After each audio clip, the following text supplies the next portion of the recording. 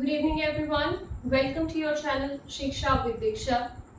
In our last video, we talked about heterotrophic nutrition, means the type of nutrition in which the organisms they cannot prepare their own food and depend upon others for their food.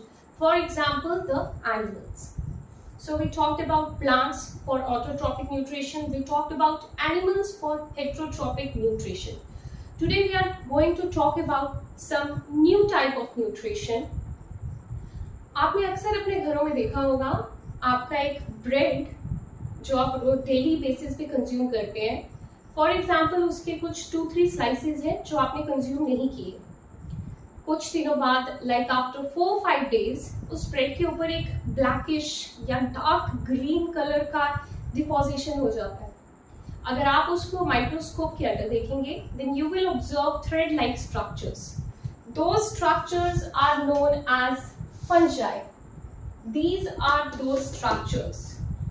Like for example, animals are known as heterotrophs. These fungi are known as saprophytes. Like heterotrophs, they cannot prepare their own food. They depend upon others for their food. The saprophytes, these are the organisms which feed on dead and decaying matter. Dead means जो मर चुका है, decaying means जो सड़ रहा है. Like I told you, the bread, dead portion है, it is not living. जब आप उसको 4-5 days तक consume नहीं करेंगे, वो एक जगह पे पड़ी रहेगी, वो सड़ने शुरू हो जाएगी, decay होने शुरू हो जाएगी. उसके ऊपर ये saprophytes आके रहेंगे in the form of fungi. Fungi जो है they are present around us in this air. But जब इनको hot and humid conditions मिलती हैं तो ये आके deposit हो जाते हैं in the form of blackish or greenish on that bread. So these are the fungi. They grow on the bread. Just an example, you have this fungi deposition on your leather objects also. So I'm reading. Saprophytes are the organisms which feed on the dead and decaying matter, means they take in the nutrients from dead and decaying matter. Number 2, this type of nutrition is known as saprotrophic nutrition. The type of nutrition in which the organisms they feed on or they take nutrients from dead and decaying matter. Okay. One very important thing for the growth of these saprophytes, hot and humid weather is required. For example, you're coming back from your school on Saturday and you forgot to take out the tiffin from your bag. आप Saturday को school से घर आए और आप अपना lunch box bag से निकालना भूल गए. एंड इट्स अराउंड जुलाई और अगस्त का महीना है and you have forgotten to take out the lunch box from your bag. And there are few tidbits of chapatis or vegetables in your tiffin box. When you will take it on Monday in the morning, your mama says, "Uncle, अपना tiffin box लेके आओ."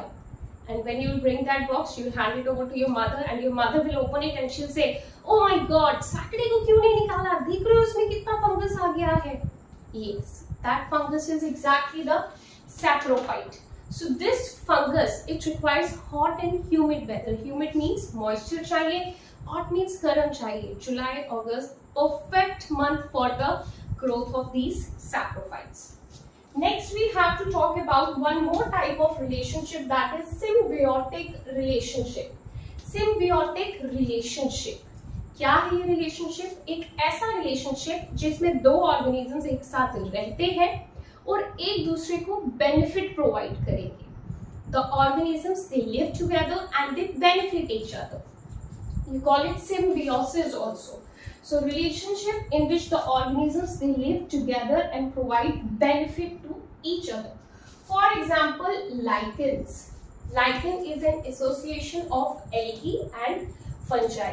Algae green colored, so it will do the photosynthesis. It will provide the food. And in return अब algae जो है वो fungus के साथ रह रहा है लाइकेन में, तो एल्गी क्या करेगा? फूड प्रोवाइड करेगा फंगस को, and that fungus will provide the shelter, water and the minerals. So they are living together and they are benefiting each other. एक दूसरे के साथ रह रहे हैं और एक दूसरे को बेनिफिट प्रोवाइड कर रहे हैं. So this type of relationship is known as symbiosis, or you can call it as symbiotic relationship. The last topic of your chapter is how are the nutrients.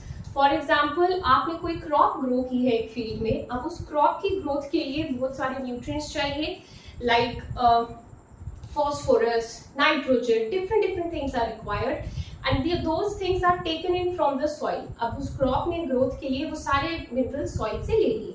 अब सॉइल में तो वो nutrients खत्म हो गए, तो वो न्यूट्रिएंट्स कहाँ से आएंगे? हाउ दे आर रिप्लेनिश्ड, वो वापस वहां पे कहाँ से आएंगे? Farmers when they grow some kind of crops, you might have seen they sprinkle something. वो क्या चीजें हैं? Manure, cow dung, or like other kind of fertilizers they add into the soil so that जो nutrients plant ने एक बार use कर लिए थे, अब वो वापस हम उसमें डाल दें. One very common example of this is rhizobium. Rhizobium क्या करता है? It is a bacteria. This bacteria provides nitrogen to the plants. अब आपका क्वेश्चन ये होना चाहिए, मैम ये क्यों नाइट्रोजन प्रोवाइड करेगा? एयर में इतना सारा नाइट्रोजन है तो प्लांट्स को तो वो यूज कर लेना चाहिए. Exactly, but the plants can not use that atmospheric nitrogen. I am using the term atmospheric nitrogen. Atmospheric nitrogen means वो नाइट्रोजन जो एटमॉस्फेयर में प्रेजेंट है. So this atmospheric nitrogen cannot be used by the plants directly. What does rhizobium do? Rhizobium atmospheric nitrogen को simple nitrogen में convert करता है जो plants ले सके.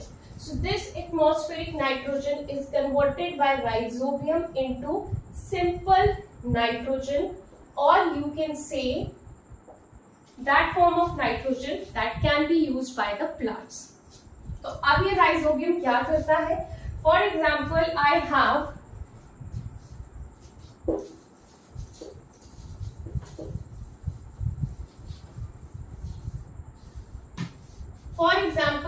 have one plant.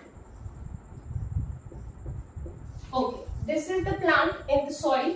Roots are there. What this rhizobium will do? It will live in the roots of this plant. This plant is known as leguminous plant. Leguminous plants कौन से होते हैं? Example is of pea.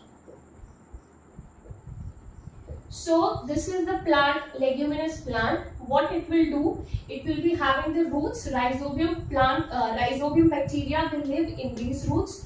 So this plant is providing the shelter. This plant is providing shelter to this rhizobium bacteria, and in return, rhizobium is providing nitrogen to the plant. So आप ये भी कह सकते हैं that it is a kind of symbiotic relationship, as well as it is a type of adding nutrients for the plants. So with the help of this, the nutrients they are provided to the plants. Understood? So what are the key words of this chapter? Autotrophic, before autotrophic, nutrition, autotrophic nutrition, autotrophs, heterotrophic nutrition, heterotrophs, then parasitic nutrition, insectivorous nutrition, saprophytes, saprophytic nutrition, and at the end rhizobium bacteria for adding nutrients for the plant, for providing nutrients to the plant. Thank you so much. By this we complete chapter number 1 of class 7th